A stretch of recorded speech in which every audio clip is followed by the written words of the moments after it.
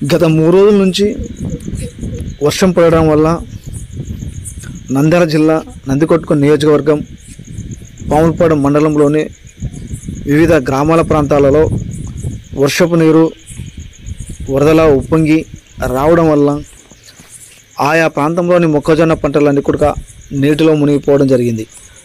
భవనాసి సిద్ధవాగులలో వరద నీరు ఉప్పొంగి పొర్లుతూ ఉన్నాయి. ఆయా ప్రాంతంలోని మొక్కజొన్న పంటలనిగా పూర్తిగా మునిగిపోయినాయి. వివిధ గ్రామాల్లో వరద నీరు ఉప్పొంగి రావడంతో ఆయా ప్రాంతంలోని వివిధ రకాల పంటలు మునిగిపోవడంతో రైతులు ఆందోళన చెందుతూ నష్టం జరిగిందని ఆందోళన చెందుతున్నారు. ప్రభుత్వం వెంటనే స్పందించి పంట నష్ట పరిహారం మాకు అందించాలంటూ వారు కోరారు.